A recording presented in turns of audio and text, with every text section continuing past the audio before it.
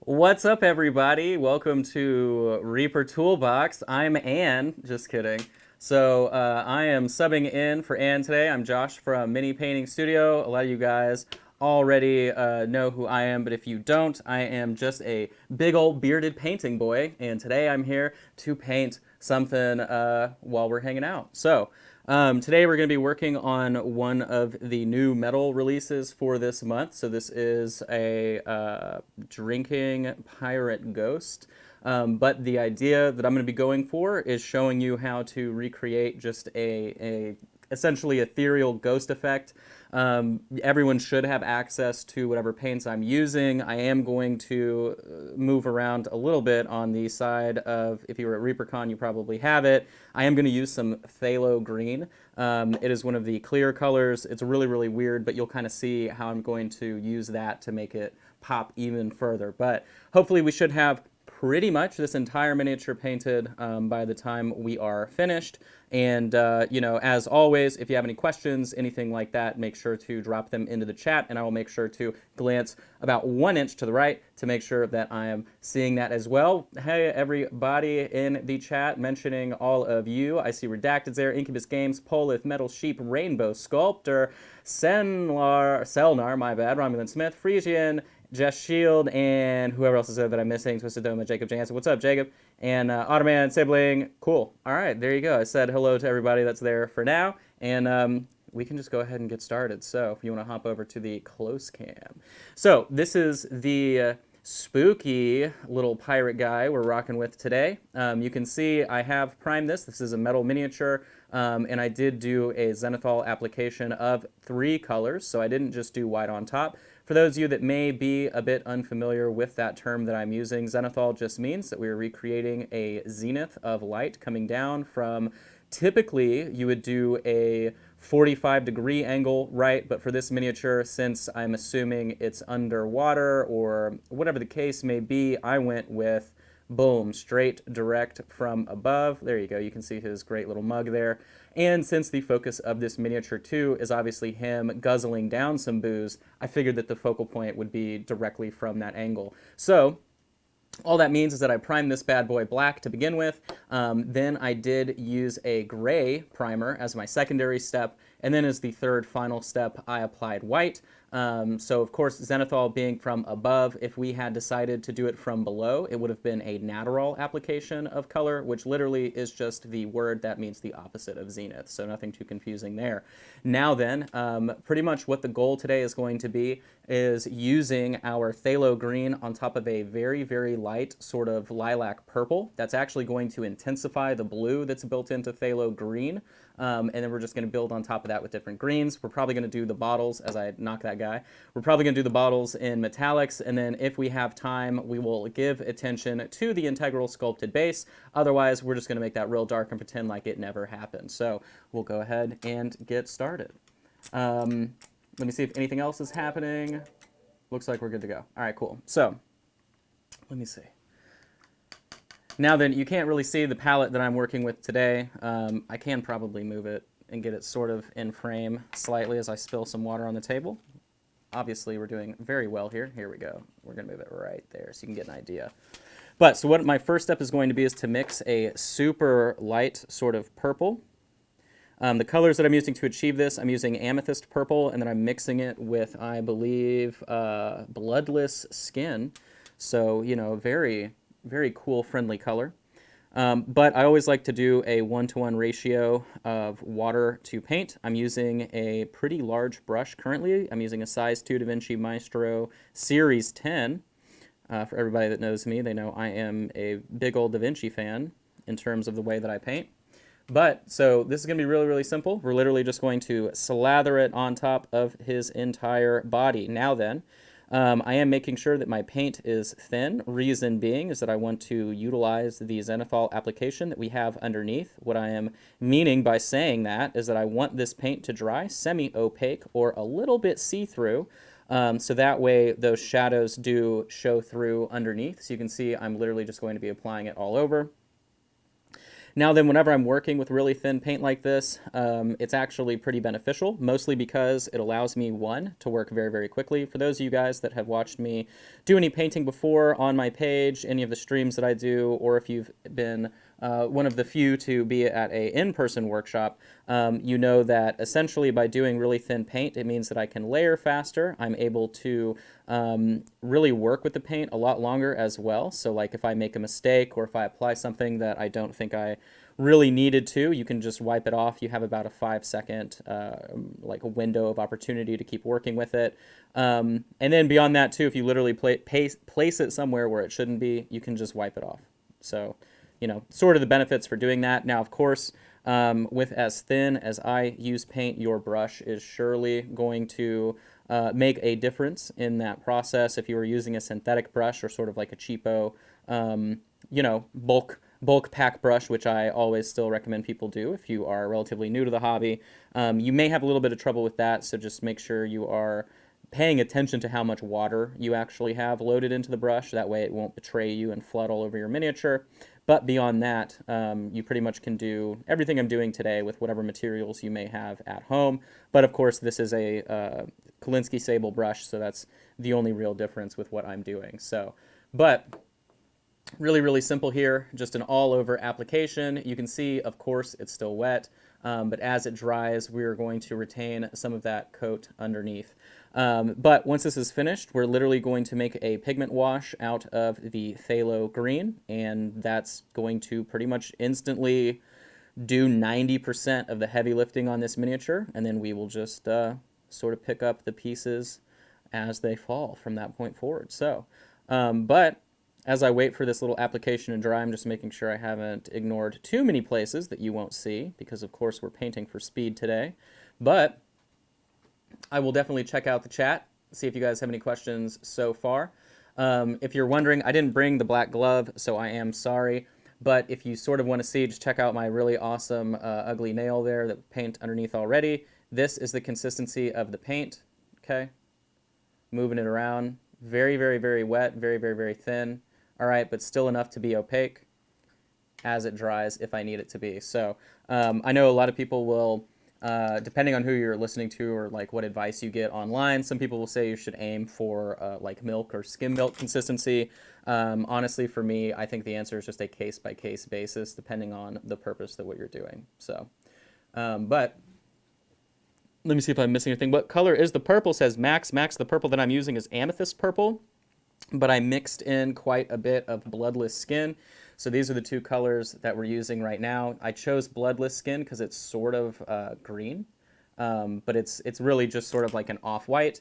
And then this amethyst purple is sort of lilac-y. There's already white mixed into it, so I figured that's probably going to give me the goal that I'm looking for. But the only reason, so this dude's going to be green, right? But I wanted this purple because the purple that will be barely visible in the color that we've applied so far will bring out the blue pigment, or just sort of the depth of this phthalo green. And you'll be able to tell when we do the actual application. I stumbled upon this sort of strange glow effect totally by accident. I was doing a one-on-one painting class with somebody that wanted skin. I was painting 3 like little gnome type guys with really wild skin while I was doing it, and this was an application that we came up with that creates a super cool sort of ghost effect. So, but yeah, the green is going to be phthalo green. We haven't done anything with it yet. So.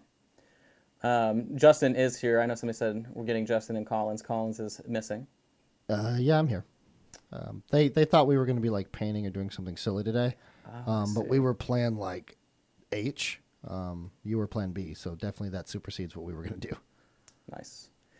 Yeah, so who is this gentleman? What does he do at Reaper? What is his story? J. Ray Sawal. I'm waiting for another probably 10 seconds here as we let our little light purple dry. So I am Josh from Mini Painting Studio. I am a full-time professional painter, which means I pretty much sit around and paint things all day and hang out and talk to people like you in the chat. I don't stream on Twitch. I don't do that. I do all my stuff on Facebook and YouTube.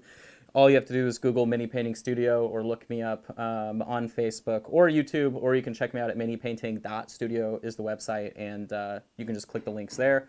But what I do for Reaper is I show up in times of need. They put out the bat signal and I appear, pretty much. So, but the lip sync is way off. Is the lip sync off? They probably need to refresh. Try and refresh your browser there. Did they give you a mouse pad? No, Reaper has never given me a mouse pad, sadly. So, let me see. Let me see. I missed. Somebody asked me a question. I missed it though at the last second. Either way. Cool. All right. Well, this is ready. And we're going to make a pigment wash. So whenever I talk about making a pigment wash, if you guys have watched my stuff before, you already know the deal. But what that means is I'm going to literally take paint and water and turn it into a wash. I know that's groundbreaking, revolutionary, and insane all at the same time. But if you haven't tried that, just give it a shot. It's really not that scary. The ratio that I'm doing is I'm just using this brush as a miniature or a miniature as like a miniature measuring tool, so to speak. So one reason I always like to do that is that it gets you used to sort of the consistency of the paint that you're working with. Of course, I'm using a little bit bigger brush right now because of the way that I'm going to apply the paint, but I typically do one fully loaded brush tip of water. So you can see, dun, dun, dun, dun, dun. You get the idea. You see how fat that thick boy is? So if I tap it like this is also a pro painter tip for those that don't know the trick. Try it along at home. So if you have a nice real hair brush and it's loaded full of water, if you tap that, giggity, it should go right back to a perfect point because it is structured to do so. Wow, that's magic. But that should also let you know how much water I'm using when making a pigment wash is that big, thick, loaded portion before you tap it. So then one little tiny tipful of whatever color you want. But since we're doing the entire miniature, I'm going to make a little bit thicker mix here. Now then, this phthalo green is really, really cool because when you thin it down enough and you turn it into a wash, you do get a sort of settling of the pigment that's in there that makes it a little bit blue, but everything else is green. And remember, we are cheating by applying this color on top using a little bit of that good old color theory on top of a light purple to make those colors pop even more like crazy. So you can see already this thing looks like it is lit with an LED, and that is because we are utilizing color theory by using an analogous color on top of a lighter purple and utilizing the sort of super transparent nature of the phthalo green by applying it in this manner. So this, of course, is going to be pretty much our base coat. Working on top of this is going to be nothing but highlighting and sort of playing around and making this dude look even more ghostly, ghastly, and ghoulish than he does already. So, but again, if you have any questions about making a wash, doing anything like that, I can probably preview it like literally better on camera directly once we apply it and we're waiting for it to dry. Even though I am saturating this entire miniature in this super wet paint, it'll probably take about 1 to 2 minutes for it to dry on top. So if you've never tried just literally making a wash on your own, sort of the biggest secret that you need to remember and the thing to keep in mind is that keeping an even surface tension while painting will always keep you from running into mistakes like tea staining, splotchiness, whatever verbiage you want to use to describe that really nasty look. If you're creating an even playing field for all of your pigment, they will get along like best friends and give you a nice result in your painting. So I've already blown through all of my phthalo little wash here that I put together, so I'm going to make a little bit more. I do use a wet palette. I don't use a wet palette to keep my paint through multiple sessions. I use it purely functionally, so I use wax paper on top of a natural sea sponge sheet, I guess is what it's called, but literal same thing that you buy in any pre-made wet palette. You can just buy them off of Amazon in bulk. So, but you can see this is a pretty neat trick to make this guy look relatively poppin' and pretty green. He's already relatively ethereal. One thing that we may do as well as we wait for this to dry is wash down the base completely with a very dark color to build on top of that. If we want, we can also try and do an application of this color directly underneath him as if he is transparent, affecting the color of the stuff beneath him. So we'll go ahead and do that too, just a little bit of a cheat. Even though that sounds fancy, it really won't take much work to make that look decent. So, but the name of the game today is speed. So what I'm doing too is I am going back on top of different parts while it's still wet. I know that's crazy. A lot of people are afraid to do that. If you're working, again, with an even playing field and your surface tension is relatively equal with all of the paint, you can go back in once stuff is about 50% complete. Now then, since I paint like this all day, every day, constantly, I just sort of have it baked into my big old brain about how long that takes, like a timer. And so I know when I can move back in and mess with it. Shout out to Sean Allen for following. Thank you, sir. But so now I'm going to let this application dry. I'm going to check the chat and see anything that I have missed. Let's see. A glaze is typically thicker than a wash, so I'm just going from the top to the bottom. So glaze is a verb. I'll go ahead and be the guy to start the fight in the chat here. So all of these different things, washing, glazing, whatever, they should always be thought of as verbs and not nouns, because when you glaze something, you're just trying to tint the color underneath. The material that you do that with can literally be through an airbrush. It can be through a pre-mixed product like a glaze paint, or it can just be really, really thin paint. And typically that's what that ends up being, is just you applying the technique. Similarly, right, if you're washing a miniature, then you could be using an ink, you could be using a pigmented, watered down paint like I'm doing today, or you could use a wash, you could use a thin down liner. There's literally all of these different things that you could be using, but you're still affecting the exact same technique.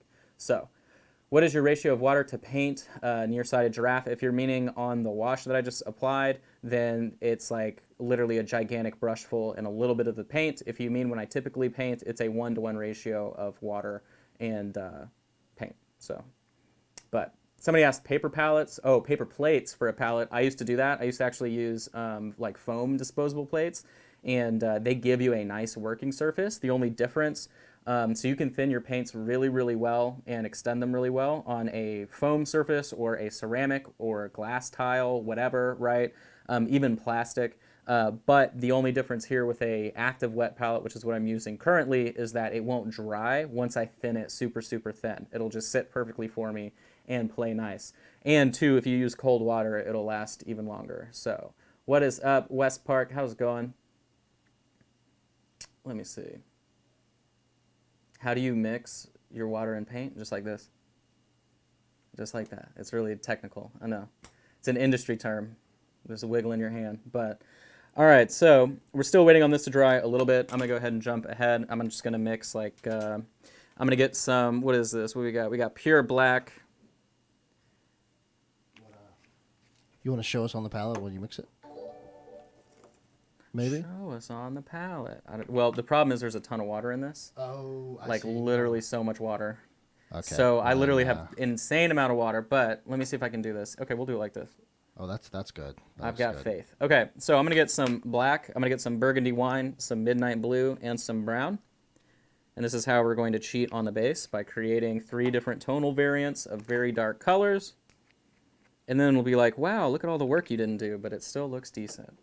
At the end of the day, that should really be what we're concerned with. So the colors directly, I'm using dark shadow, midnight blue, and good old burgundy wine. I always highly suggest burgundy wine for people that are messing around with Reaper paint, because it's such a great utility, as well as the midnight blue. Midnight blue is a great shadow color. Now then, there is a fold right there hiding the midnight blue from you.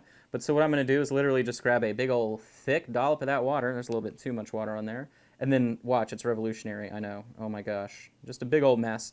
But the reason I am sort of mixing them all in 3 different areas like this, so one will be more burgundy, one will be more purple, one will be more brown, and then one's going to be very dark, is that way I can just selectively pull from this and then just move on and be happy about my life as we paint the base really, really cheesily and easily. So back to this rad guy. So as you can see, this phthalo green really is drying, and it looks literally just like this. So it's super saturated and really, really popping. But that is why I like it on top of the purple. For some reason, if you apply it directly over a white, it's still really intense and it looks really nice and everything. But it doesn't give you sort of that same really translucent pop that you get, that you're seeing here. So. But now what I'm doing is I'm just literally grabbing randomly all of these different colors from this nasty little swatch that we mixed, because again, I'm trying to create a tonal variance. So what that means is I want some of it to be a little bit lighter, I want some of it to be a little bit darker, some of it to be more purple, whatever the case may be, and just mixing it all along the base. Now on your end on the screen, probably not that noticeable, especially while wet. However, if we have time to go back through and give some of these pieces a little bit of love down on the base itself towards the end, then, you know, it'll stand out a little bit more. But if you have the option of painting something, you know, not just all over one color, then I always suggest you do that. Another good way to think about this is something that I learned when I was in college, in art school. So a craft painter, if they're painting a still life and there is a white wall behind them, one thing that you'll see them do is they'll paint that white wall all white, right? But a painter will paint a white wall using all kinds of different colors, right? You may have some taupe, you may have some light purple, you may have all kinds of different colors mixed in, but you're still, you know, communicating a white wall instead of just painting it one color. So whenever I'm painting miniatures, I always try and do that. If you've ever seen me paint before or my work before, you'll see me insert random colors in random spots, but it still doesn't necessarily change the overall feel or vibe, you know, of whatever material it is that I'm working on. So, but I don't think I'm missing anything. No giveaway today, I'm assuming. Yes, that answers the question. Sweet.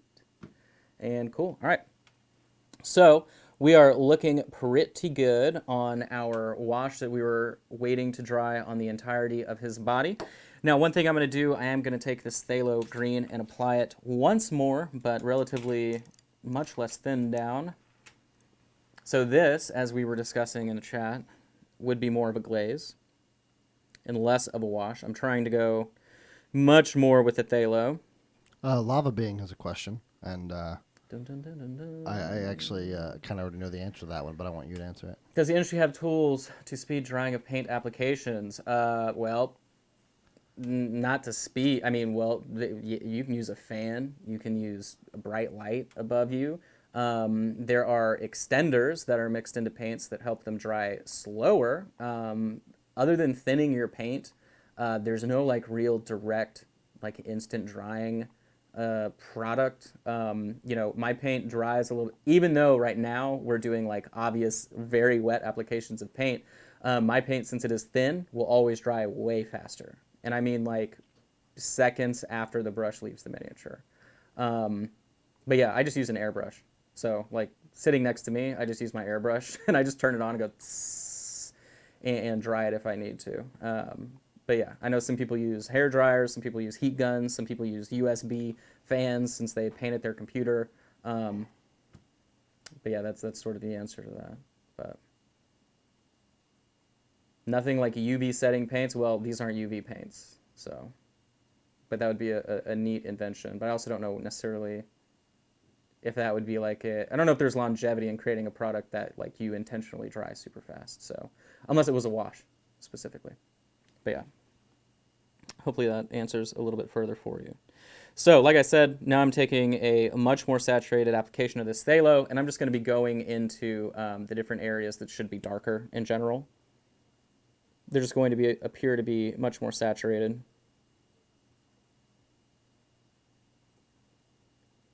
Really nothing crazy exciting, I know, but we're just building pieces of a puzzle at this point.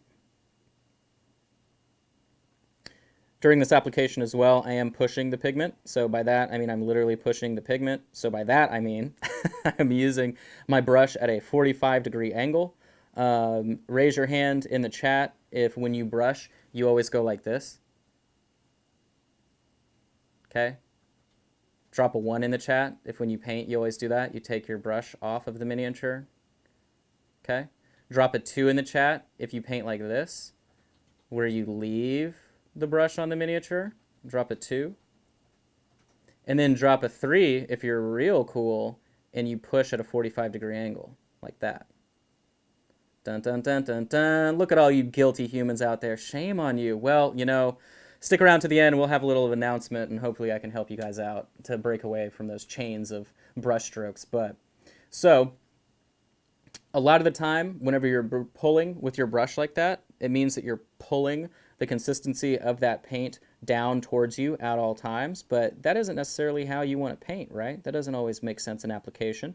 So one thing to remember, as long as your brush is wet, meaning all of the bristles are saturated, not just totally flooded with paint, you will be able to actually push the pigment in the direction you want it to taper and dry. So for instance, now then, I don't know if I can do this directly on, yeah, we can do it like this. But so if I want the bottom part towards his belt there to be darker with the color, I can literally push my paint in that direction to then get it to dry and taper in that direction. Spoilers, it literally fades. So like it creates a gradient for you if you are just pushing the paint. So I always suggest that. And then of course the question that I get immediately after I sort of explain that technique is, well, won't that ruin my brush? Well, 9 times out of 10, you would never be using it on a texture that would be dangerous, like on fur or something like that, that could obviously harm the ends of the bristles. You wouldn't really be using it on anything like that. But that is why you make sure the brush is wet. So one thing that you'll notice, or maybe you haven't noticed, but I have been doing, my brush is never dry when it goes in to grab paint. It is literally always like when I clean my brush out before I start painting.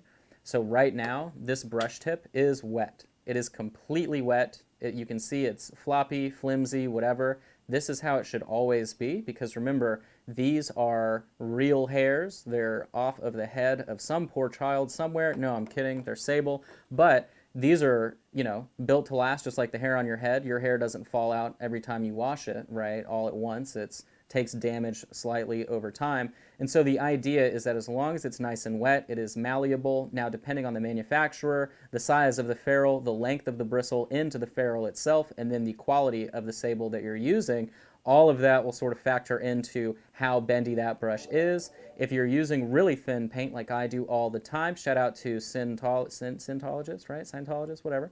If you're using thin paint like I am, you want a brush that has a lot of snap to it when it's wet, which is why I use Da Vinci brushes. Now then, a lot of people also don't paint that way, so they like brushes like Winsor & Newton or just whatever you can find elsewhere. Since it's very much like hair, would you ever like consider conditioning your brushes? Is that a thing? So yeah, I use Masters brush cleaner. It's pretty much used by all fine artists in general. So like not even just a miniature painting tool or whatever. But then I also will literally use beard butter because I've got it. But yeah, so beard butter has like a ton of linseed and beeswax and all kinds of good stuff for not fine hair, and since this is like animal hair, I would assume it's closer to a beard than it is to whatever is thinning on top of my dome currently. So I will hit it with this occasionally. I wash my brushes quite frequently as well. So, but yeah. There's your question. Can you sharpen, trim, or repair damaged brushes? So I will pull a loose hair from the brush with my teeth. And then sometimes if you have a, like literally you just like, and you just bite the tip. Or sometimes if you do have something strange going on. So like if you buy a natural hair brush, the first few times you use it, you will get hairs that come out. That's like guaranteed every single time. But if you have a single brush or hair that's like going which way or the other, like my beard does all the time, then yeah, you can just grab a, little hobby knife, whatever, and just take off that one hair. Now, of course, the more you do that, the more you break away the brush. I should have brought like a really trash brush so you can tell. But actually, I can show you an example. So if we go back to the close cam, we'll get real technical for you. So if you're looking at different brush shapes and lengths, these are a good example. So what I'm holding right here is a Da Vinci, hold on, buddy, just figure out how the camera goes. So I'm holding a Da Vinci restoration brush. So here's the restoration brush as it's flooded. This brush is the exact same size as the brush I'm holding in my hand right now. So both of these are a size 1. Now then, I got into a nerd fight this morning on Facebook, of course, because someone was asking for advice. You already know how all that fun business goes. But they were asking about, how sizing of brushes works. It has to do with the width of the ferrule, meaning the width of the tip of the end of the tip. Does that make sense for y'all? I hope it does. Say it 10 times fast in the chat, and I might give you a high five. But this is a size 1, and this is a size 1. The difference is the direction of the bristles as well as the length of the bristles. So it isn't necessarily that a size 1 brush would be shorter or longer. It just has to do with the width of the tip, and depending on what you're doing, that's just sort of how it works. But so like a restoration tip brush, because it's more of a triangular point, is not going to break as quickly as the brushes that everyone typically uses. I use a restoration brush for tapering and highlighting at a very fine level because it is going to hold a short amount of paint and water in it at the same time, meaning if I am tapering with it on a surface to try and get a gradient, it's going to be very short. It's not going to be super loaded with paint. If you're interested in these brushes in general, if you search the restoration line, you're not going to find it. You're going to need to search the 1505 variant. So, good luck. But I hope that was a great explanation for all of you. So, anywho. Yeah, it's the width of Will Ferrell's fro, actually. Not even necessarily his body. So, now that we have this all done and happy, really, really cool, I'm now going to take moth green because it's the only green that I grabbed because I'm a real good guy when it comes to picking paint colors. But moth green is your typical standard, very light sort of, I would say a mix between, now the camera's a little bit saturated here, but I would say it's probably a mix between a mint green and your neon green variety. Honestly, the easiest thing we're going to do today is literally just layer this up and bring out the highlights that we already have there, and it should look pretty sweet. So, where can I buy the holder that you have for the Mini? I don't know who makes it. There's no branding on it, and I definitely didn't sand off the branding. But no, this is a Citadel miniature holder. So I only like these for, well, not only, but I like using these with metal because they have springs in them. And sometimes if you're using, blue tack or whatever, and you have a metal Mini, it can fall if it's a little bit too heavy. So. But, or if it's particularly warm in your room, as I found out. Yeah, exactly. That can also be a definite factor. So now I'm just mixing this color probably in a 2-to-1 ratio of the moth green, right? Is that what it is? Yeah, moth green in with the phthalo. And I'm just going to kind of pick and choose where we should be applying the highlights. It's going to be relatively obvious the entire time because obviously we applied it on top of a zenithal application, and then we applied the phthalo as a wash, and so all of the areas that aren't saturated with phthalo, you guessed it, are getting this green. If you want to know how bright and saturated he's going to end up looking, boom, that is the base color, and he's going to look like a really sweet ghost. So. Painting like this isn't very technical. Painting a ghost or anything ethereal for me is always relaxing because you can just kind of, it's sort of like paint by numbers. You don't really have to think too much about anything. As long as you set yourself up for success with the underlying layers, applying everything on top, it should be easy peasy lemon squeezy. And for those of you that were talking about how to increase the drying time of your paint, the paint that I just applied is dried on this side. So that was literally about 3 to 4 seconds. So if you're using thin paint, it will dry immediately for you. If you're in a super humid environment, when I was living in Oklahoma, in the summer, if my apartment got really, really humid for whatever reason, it typically increases your dry time about 10% if it's very, very, very humid. But even that shouldn't be affecting you all too much with thin applications of paint. So, but, anywho's. Let's see what we've got. I don't see anything that crazy. Drop a 1 if you've Drop a 1 if you've backed Bones 5. I know I was excited to see what just got. Oh, yeah, the busts is what just got previewed. I know I'm super excited about that because I kept saying, like, hey, when are you guys going to throw together some busts? Because I'm trying to buy some busts. And for that price as well, I mean, first of all, anything, because they're by Julie Guthrie, if I remember correctly, anything sculpted by Julie is obviously always great. But for a bust for that price is nuts. I mean, well, and what, you get 3 for the 12. So that's really amazing. Yeah, if you've never, so drop a 2 in the chat if you've never painted a bust before. Since we've got 1s going in for those of you that have backed Bones 5. So if you've never painted a bust, I highly recommend it. If you like the way that the dragon bust looks, I would recommend picking that up. Or if you're a little bit intimidated by all of the scales, then I would recommend picking up the other pack that have all of those busts in them, assuming inevitably that they get unlocked over the course of the campaign. But I would highly recommend just picking one up and trying it out. It's really not that difficult. If you feel relatively confident in your miniature painting abilities and you've been painting for a little while, if you try and paint anything that's larger, that isn't just a big monster, right, which is typically what ends up being larger, you'll probably be relaxed by it and find it to be an enjoyable thing. Whenever you're increasing the scale of like painting skin, let's say, or doing some cool leather shirt or anything where you even want to attempt some freehand, remember, it's free real estate. You're just increasing the amount of room you have on a miniature when you're working on a bust. So I would say definitely give it a shot. It's always really, really cool. And that's a lot of twos. So yeah, you guys should definitely give it a shot.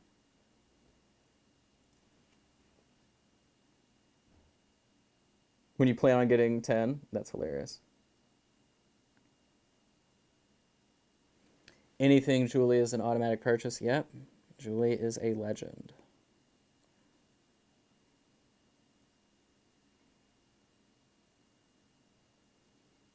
I feel like somebody else should sculpt a mini of her sculpting, and it would probably work well. So I'm pretty much finished applying this first base application of this color on top of everything else that we've been working on. We're keeping it real simple and sweet today.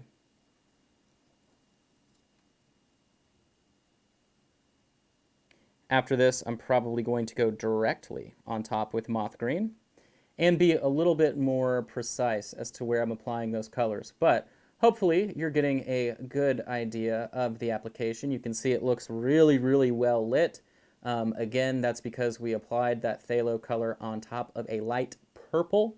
Of course, purple and green being BFFs on a color wheel, if you're caring about color theory, making it in the recesses appear to be richer and thicker than it would typically. So applying a nice neon green on top as we have been will just increase all of those effects. So, and again, this miniature is now available. You just need to click on the new releases part of the website. I do not believe if you nap for whatever reason, because I was looking as well earlier, if you click on the Darkhaven Legends line, at least as of like yesterday, they weren't showing up. But if you click on the new releases part, then they're there. So either way, you'll find them. But there are multiple ones as well. So let's see. Busts aren't for use, so for looks awesome on a shelf. I mean, I think they're useful for making you just a better painter. And yeah, they look cool too. So let's see. All right, we're going to be going. Oh yeah, the 2 dragon busts would be cool for terrain. I didn't think about that. That would be a good application of them. Application. It'd be a good use for them. Now I am going to switch from this brush I was using. I don't know why I was sort of tormenting myself by trying to use it like that. I'm going to switch over to a size 1, series 10. I just want a more fine point.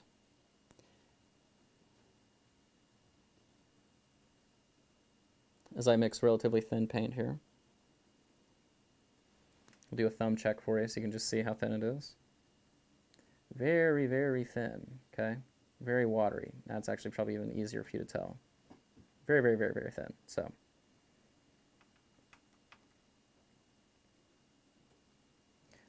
Reaper John's here? Oh, great. Shouldn't you be working, John? Aren't you literally downstairs? He's in the casting cage. All right, so let's see. We'll get started on our highlights. Now then, we are a little zoomed out, which is fine. It's all good, but you should be able to still pick out where I'm going to be applying these highlights. All I'm doing is just figuring out where they should go, of course, based upon, 1, the shape of the sculpt itself, but 2, as we sort of went over at the very beginning of the painting today, I did apply our zenithal application of color directly from above. So that is where, there we go. That is where I'm going to be focusing all of our brightest brights from. Will be directly from the top down. And the only reason I chose to go directly from the top down is just because he's glugging on that big bottle. And I figured that would pretty much, increase the focus on that. I always feel like every single miniature sort of has a main feature on it. Typically, the feature will be something like a cape, or it'll be anything that sort of draws, I would say, more than 25% of the attention on a sculpt. And obviously with this, the focus would be the face and then him glugging, since all of the action sort of goes up in that area. And then if you want to get really, really technical, fine art with it, if you looked at the golden ratio, the golden ratio would literally be spiraling. If it started down here at the legs, the golden ratio would then go up around in a spiral around the bottle and its face. So you can give that a Google if you're wanting to know what I'm talking about on that. But it's amazing how that is applied to most things in life, and it still remains true. So, but that's always what I like to do if I'm figuring out where to, give the most attention on a paint job. I just sort of look at the sculpt and I go, all right, what does the sculpt want me to pay the most attention to? And then I just sort of follow suit from there. So, but we're just increasing the saturation on all these different parts to make it glow even more than it was before. And I would say I'm using like 95% moth green and 5% phthalo. So we aren't pure moth green at this point, but we're getting close. Shout out to Shadow Phoenix. Thanks for the follow. Remember, you guys can follow and subscribe here on Twitch. If you have an Amazon Prime subscription and you like getting packages in the mail relatively quickly, well, you can also help us out by getting a free Amazon Prime Twitch subscription. Just click that subscribe button up at the top, and it will say, I believe, like sub with Prime or free subscription with Amazon Prime. And all you have to do is click wherever it takes you. It'll have you link your Amazon account, and boom, next thing you know, you are subscribed to Reaper and all of the cool things that are going to be happening here in the future. Do you guys have the new emotes up yet? Yes. Yeah, go ahead and drop some of those emotes in the chat if you guys are a subscriber. I know there's the Ed, there's the Mama-san. I don't know what the new ones are, though. There's Ed, there's Ron. The two new ones are Sir Fourscale and Ed on a Tractor. Ah, I want to see Ed on a Tractor or Sir Fourscale, if you got them. Boom, there we go. I haven't seen those yet. Very cool.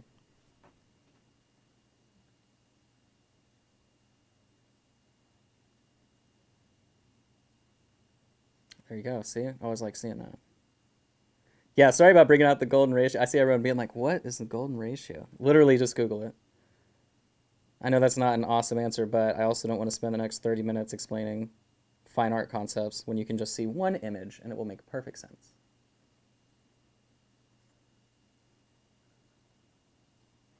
Hey, we got a subscriber. Shout out to Jack. Thank you, thank you. If you're feeling extra generous, you can give subscriptions to random people who happen to be viewing right now currently as well. I believe that's an option for you. Gift a sub.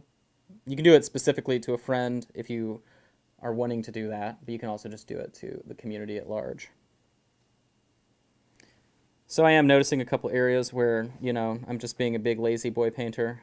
So I am going to go back in here a little bit and sort of cover up some of these areas, but you know what? It's all good. We're just here having fun. We're just trying to paint a ghost guy and his glug. Nothing serious. Can I get in the chat right now as well what this person's name is? So if this pirate had a pirate name, he's known for double fisting bottles of booze. Maybe his name is Double Dave. I don't know. Give me a good ghostly pirate name in the chat. And that's what we're going to refer to this boyo as. Rainbow Sculptor. Yep, I am a classically trained fine artist. Captain Party Hardy. Drinky McFlagon. It's pretty good.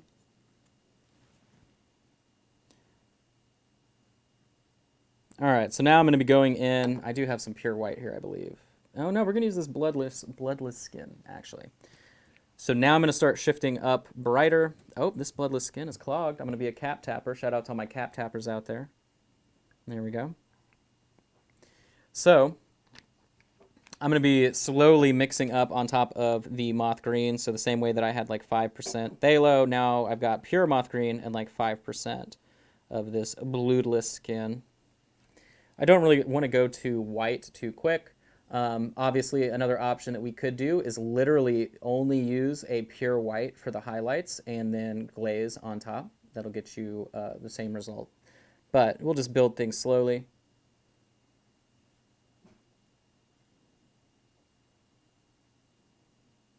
What are we looking at on time? We have about, let's say 15 minutes left. Oh, before we're gonna perfect. start the wrap up and clean up. All right. Easy peasy then. We're just going to blast off into speed mode then. So now what I'm going to be doing is all of the finesse work of essentially tricking the viewer's eye into thinking we did way more work than we actually did by creating small transitions all over the entire miniature's body. To do so, I'm feathering from a loaded brush, not doing individual brush strokes, but rather tapering with the very thin paint. The only reason that I know how that paint is going to be coming off is because I use the same size brush so frequently that it then bakes it into my big old brain as muscle memory. But long story short, all I'm doing is highlights, guys. It's not that confusing. Just little highlights here and there to pick it out. But what I'm going to do is continue to brighten it as we go from the belt up. So down here, where I'm applying this highlight color, it's pretty much as bright as this whole area down here is going to get. I'm not going to come back down and highlight any of these parts any further. We're just going to let these rest where they are. But as we move our way up the miniature, of course, after this application of color, I'm going to highlight it even further. Of course, putting more attention on the face and the bottles themselves, because that is where all of the attention is on this sculpt. So. And again, for those of you that came in late, you missed the beginning, whatever the case may be, we started off by mixing this bloodless flesh color that we've been mixing as well this whole time with a amethyst purple, I believe. Yep. So we mixed those two colors, made it really, really, really, really light purple. Reason being, after that step, we made a pigment wash out of phthalo green. All that means is that we used a bunch of water and a little bit of phthalo green to then highlight out all of the different details by having it sink into the recesses and create this really cool ghostly glow. You could do that with any of the clear colors in general. There's also a phthalo blue. Phthalo blue, I would say, if you were trying to do a spirit that wasn't just some generic ghosty wosty, then maybe a blue or a purple ghost, phantom, spirit, whatever, would also work using the phthalo blue. But you can do this with any of the clears as well. So if you have clear green, anything like that. So now I'm going much, much, much higher up in terms of tone. So I have pretty much like 60% of the bloodless flesh. And then now I'm just going to go in for final details. Of course, I'm rotated the craziest way possible. So I'm probably going to be obscuring your camera view as I'm going in with these final details. But, we'll just say that you could see what was happening, and then we'll call it even there. But We can actually see that pretty well. hey, well, there you go. Well, now I can't. As Hey, soon as I say that. thanks for, that's the Justin production special right there. It's like, yeah, keep doing that. Oops.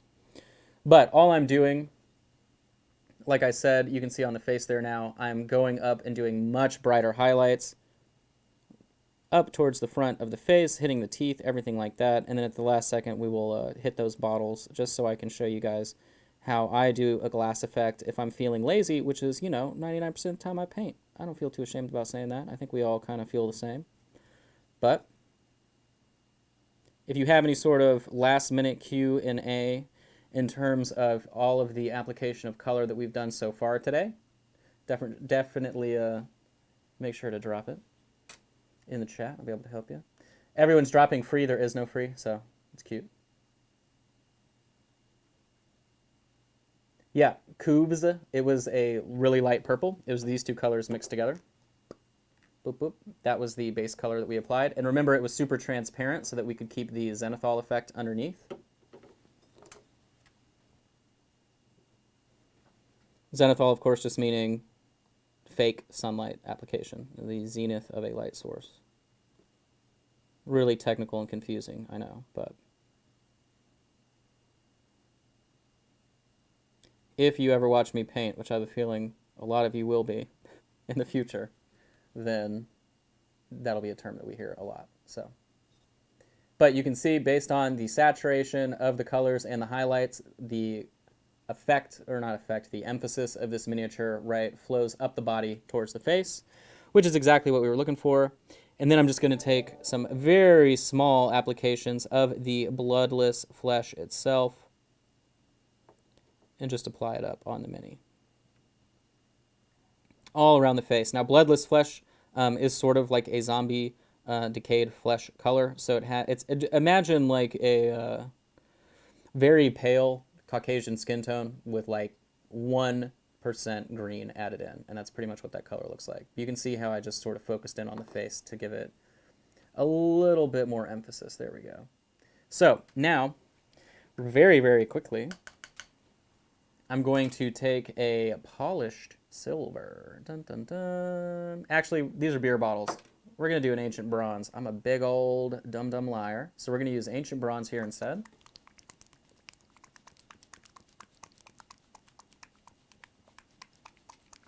Are these part of your limited palette? Who's Incubus Games? Tell me who your name. What is your name? Because that means you're someone that you would be one of my Patreon people if that's the case, I'm assuming.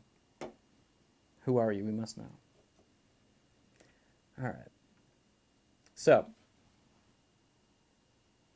thin copper, I believe, right? Was that copper? Sorry, ancient bronze. I don't know. Bronze and copper literally looks the same to me. I don't understand the difference. Somebody help me. But I'm just going to go over the bottle. Shocker, shocker. Real crazy. But it's going to be very, very thin because, of course, we still have a zenithal application on top, meaning if it is drying, semi-opaque, and or transparent, whichever word you want to use, means the same thing, we will get a bit of the shading built in. See that? Look at that. It looks like glass already. You don't have to paint hard. You just got to paint smart. It's just all a bunch of tricks, man. But we're going to do a little base application like that. And then we're just going to use some of that burgundy wine color. Again, shout out to burgundy wine, all the burgundy wine people out there. Hashtag burgundy wine in the chat if you like that color as well. I'm a big fan. But then we'll use that to just sort of simulate some of the darker reflections in the bottle. And then it should read like some dirty old rum bottles or something under the sea. So now then, of course, you could have taken this ethereal nature all kinds of different directions. You could have chosen to paint only his body, so his face, his hands, and his chest. You could have chosen to paint those parts in this color and then have the clothing be actual clothes, right? So like he's underwater, and so that's why it's flowing like that. So only part of his body is ethereal. You could have also chosen to paint the bottles ethereal. I'm choosing to paint these as if they're actually there, more so just to sort of illustrate like maybe he really is in a pineapple under the sea and he's just haunting it. And so that's why, you know, he's able to physically interact with these objects. Of course, I did just apply a little bit of the metallic to the bottles underneath there as well. Since we did talk about it, I will go through and do it just a touch, really small and short. I am going to apply a bit of the phthalo right underneath his body as if he is glowing. You know, a little bit of object source lighting for you, for the viewers at home, but you know, nothing too intense. But as you can see, now some of the base also underneath him, as if he's transparent and there's light passing through his body, it's going to be coming through on the barrels beneath. So a little bit of painter trickery there for you.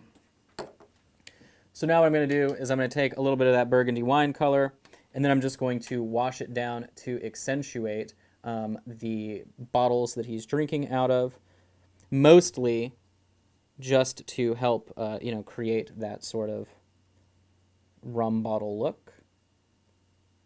The metallic underneath is just going to help us with that glass effect. Nothing too revolutionary.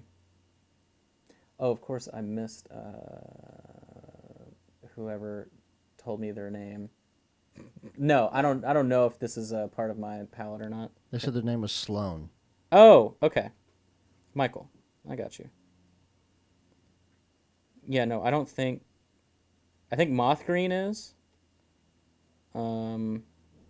I think we went with red brick instead of burgundy wine. But red brick is also super close to burgundy wine. It just has a little bit more utility. So that's all. But that is some insider trading with that question, which is pretty funny. So, but all I'm doing now is I'm just shading out with this color. I'll go back over again with the copper whenever we're finished, and we'll call this mini completo. Oh, my brother here. My brother just showed up. Your twin. My twin. That's how I know it's time to go. No. When you gotta tap out for the bro. All right, so we have that going. You can see that's a nice little easy glass effect. Because the gray is showing through underneath, it isn't necessarily a bronze or brass copper bottle, whatever word we want to use for that.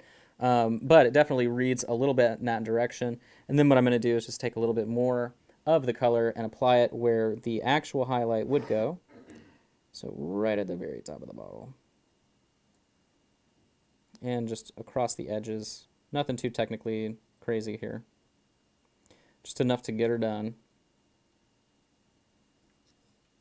But I know that a lot of you got, if you ordered something and you got the ghoulie bag, you know, you have that wraith in there. This is something you could try with that wraith. Or if you're running a ghostly encounter for, you know, the Halloween season and you're painting ghosts or anything like that, this is a technique that should be relatively, where we are, there we go, relatively simple for you to pull off as well. So, but keeping the base really, really dark, one, because we're lazy and running out of time, but two, obviously, because we're trying to create that nice glowing effect underneath, showing through his transparent body. Now, one thing that I had joked about that I actually would love to see someone do with this is either get hot glue or some type of like polymer resin. And what I want to see is someone have booze coming out of the bottle, but then hooking straight up and going like vertically above him as if he's trying to drink a bottle right underwater. Because I feel like that is literally what this miniature is asking for. But so again, we only used pretty much like 5 colors today. That's pretty cool, right? Did easy peasy. So we'll go ahead and show those off for you. So again, we did the base coating with these 2 colors mixed together, probably 80% the fleshless, or sorry, bloodless skin, and then the rest of that in a varying amount of amethyst purple to create a sort of light purple color. After we did that, we thinned down and made a pigment wash out of this fun color right here. You can tell it's mine from home because I don't have a cap like an absolute madman. But so this is clear phthalo green, making a wash out of that, which, you know, looked like this. It literally looks like it's glowing. It's nuts when you thin it down. So we applied that on top. Then, after we did that, we started going back in layers, slowly glazing on top and then highlighting after that with moth green. It was mixed with the phthalo as we got directly just to moth green. And then after we got up to the moth green, we went back to a color that was already on our active palette and we mixed in the bloodless skin for our final highlights. And then literally the final highlight that we applied was going back on top of his ugly dome and applying that bloodless skin last on top. Then the bottles, for the glass bottle, all I did was thin, super thin, thinner than you could imagine, a little bit of that ancient bronze, just so that we could get the zenithal application of the primer to show through, because that's instant free shading. It's free real estate for your brush. Then I went back with a little bit of the burgundy wine. I guess we did use that for the base, right? But a little bit more of the burgundy wine, very thinly, just to warm up those bottles, give them a little bit more shape, and that is pretty much it. So, but that, unless you have any direct questions, I'm checking the chat now, so definitely make sure to ask anything that you may have going. I think that my favorite part is just the little glow coming through his body. I think that was probably the, you know. No, I don't want the cap. I appreciate the concern, but all right, we're just going to let this paint live without its cap. All right, it is existing and it is happy. So we have advice on how to condition brushes afterwards to keep them from splitting and ruining. We'll make sure you wash them, but also literally Google Masters brush cleaner, buy that, and you're good to go. It'll always treat you right every single time. Let's see. People talking. Do they sell phthalo green? Now, I think this isn't out yet, right? The phthalo green. I don't think it is. I think this was a ReaperCon deal. Oh, And that then it's may, coming that may out. sound right. Yeah. Yeah. I don't remember. Because to it be also honest. came out with the phthalo blue. And both of those, like I said, that's the only. I mean, I'm sort of infamous now for literally using like sample colors all the time, so people get mad about that. But this, I'm assuming, will eventually make its way to everybody. So,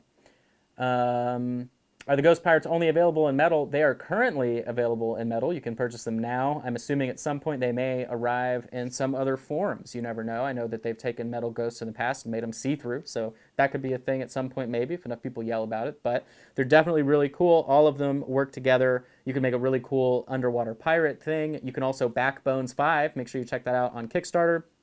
And you can get, assuming when we finally hit the reveal and unlock of the boats, you could also probably take one of those boats and create a cool diorama with that. Let's see, the triad of those. What's the other one that comes with this? Let me know in the chat if you know. But, so, what is the product code on this model? Sorry, I don't know. I don't have I just brought it from home. I don't have the blister pack. Let's see. I think Justin's looking it up right now. It'll be under the new releases button. For whatever reason, they don't show up. Yeah, so right there. The drinking guy is $39.65. That is his number if you want to check him out. Samples and calf paints. Yeah, West Park, you know the deal. So there is a regular clear green as well. You'll be able to do that. And it should work as well. You're now yelling to see plastic pirate ghosts. That's pretty cool. Clear orange. Everyone's saying clear orange. It's a good color. My favorite clear color is clear magenta. I use it way too much. Am I coming to PAX for Philly? Nope. I already know that's not a thing that's happening. Didn't have to think about that one. No problem. Twisted Doma. I'm glad you guys were able to ask. Oh, JV. What's up, JV? How's it going, man? Thanks for subbing in. No problem. Tommy Two Fist. Is that where we're going with from? Where is your painting shirt from? This one? This is a ReaperCon shirt, and then this is literally a custom-made mini painting studio shirt because I'm cringy like that. So, but what are we looking like on our time now? We have a few minutes, so if you want to talk about your stuff real quick, and we can wrap up, do the outro, and answer some more questions. We're good. We got about 5-10 minutes. Cool. All right. So, yeah, we'll just wrap up. Let me see.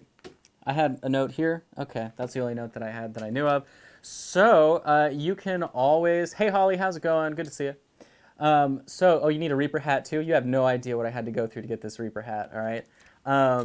So first of all, I would like to say thanks to Reaper for having me come and sub for Ann today. She was out, and so I got the message early this morning, or was it? No, it was last night.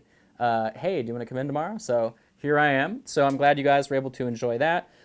Two, I would appreciate it if you follow me on Facebook. If you're not a Facebook person, you can also then just follow me on YouTube because any stream that I do is always in 1080 on YouTube, but it also backs up there. We are getting close to stream 365. That'll probably happen next week. And then I'll literally have a painting video for a full year if someone started watching, which has been a goal for me for a while, which means nothing, but I always thought it'd be really cool to have 365 videos. I think I'm getting close to... Yeah, someone posted it. Oh, okay. Okay, sweet. And I think I'm getting close to like 500 hours of painting videos. All that stuff has always been free. So definitely check me out at Mini Painting Studio on Facebook or on YouTube. You can also go to minipainting.studio, check out all that information. Reaper John just subscribed. You're literally in the room, dude. Anyway, so you can check me out there. Again, I try and stream all the time if I'm not just busy doing whatever. Life always gets in the way. Like the easiest part about being a painter for a living is the actual painting part. It's all the other nonsense that gets in the way. So then Beyond that, you can also check me out on Patreon, patreon.com/mini painting studio. I do 2 classes a month and a student review. So you can check that out. Starting at $5, you get a full paint-along class in super up-close detail. So pretty much exactly what we just did. Those classes are 2 hours long, except the camera is like, whoom, like you are right there with me the whole time. So we do that. We do an additional class as well. There's also product that I will mail to you in the mail that are palettes that help you follow along with the classes. And then you can also get private one-on-one coaching every single month if that's something you're interested in. You can check out my painting products. I have a periodic table of painting. I have a non-metallic metal painting guide. I have power-up palettes that help you get palette and brush control and all kinds of other things like that available on my store at minipainting.studio, as well as one-on-one lessons.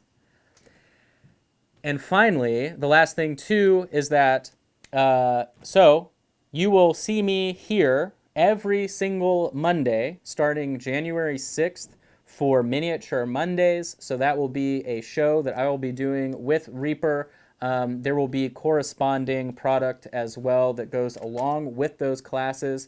They're essentially a class. That's the best way to think about them. But so it'll be a start to finish miniature that we'll be doing every single Monday. We already have 4 or 3 months worth, or I think 12. Yeah, so we have 12 episodes worth of content already planned out and figured out. Every single week, those classes or those whatever episodes will have a corresponding miniature. Those episodes will also have a corresponding set of paint. And then the entire series as well, Miniature Mondays, are going to have a base or a core selection of paints that will go along with that. So that will be a set of 6 paints. And then every other month there will be 4 miniatures and I believe 8 colors that then correspond to those 4 miniatures. So you'll be getting a lot of practice in mixing. You'll be getting a lot of practice. Really, it's what I do already. It's just going to be from Reaper, so it'll be really cool. You'll be able to purchase that stuff. I know that we're still working on all of the packaging and anything that goes along with that, but it'll be Mondays, I believe, the same time. So like literally Monday 1 to 3. Sure. I know it's that 2 works for hours. you. Yeah. Yeah, I know. So it'll be 2 hours. I think it's 1 to 3 or sometime around then. Either way, Mondays. If you're someone that watches, my page in general, you know that Mondays I pretty much disappear, and that's when I do like the housekeeping stuff for the painting business. But I'll be here on Mondays, so that'll let you know everything like that. So will I cross stream on my page? I mean, I'll share it. You can't really do a live embedded stream, or actually, I guess I could give you my. Because you could. The only caveat to that is if we're partner, we can't. Ah. Yeah. So yeah, no, I won't be able to. But that's fine. If we're not partner, however, there's no reason we can't. Okay. So. Well, either way, it'll just be its own thing that exists in the world. But hopefully, you all enjoy it so much you sign up for the Patreon, which would be the most beneficial for me. So. But that'll be, the most exciting thing going on, at least for me, starting next year. And then, like I said, too, we have everything going all the way through the end of March. And then I do know that we're going to have like a community special where everyone's able to then, send in the stuff that they've been painting that corresponds to all of the videos. And then we'll sort of look at your work, review your work. You can get live feedback, Q&A, and everything like that based on the work that you've done over the course of all of the episodes. So.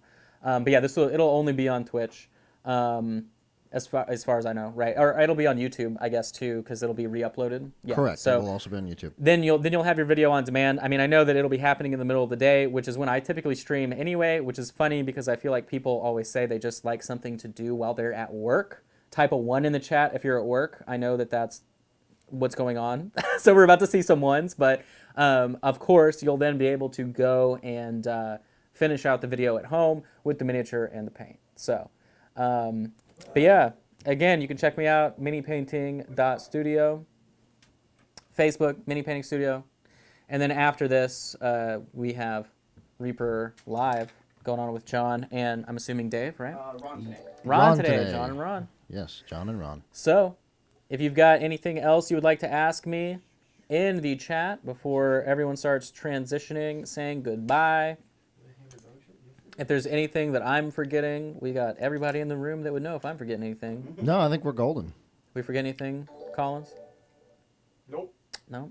Not that's relevant. Do you ever cover speed painting a large number of the same mini? That won't be a part of the thing that we're doing here, but I have covered that in the past on my own private stuff. So, see what else we got. Which paint set do you recommend for beginners? Well, any of the Learn to Paint sets.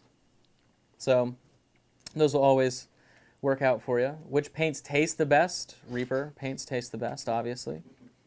Which paint brush set? I don't know of any brush sets, and the brushes that I use are pretty expensive, so if you were buying a set, that'd be very expensive. But if you paint like me, which I'm hoping everybody ends up painting like me by the end of our rollout of the painting show. But so I paint a lot different than the majority of people because I do things so thin all the time, which dictates, you know, what kind of brush that I use. So again, I use a Da Vinci brush only because they are very bendy and snappy when they're really, really saturated with water, which works best for me. So, and then of course I'm using a, this is a pipette tip to protect the tip of my brush.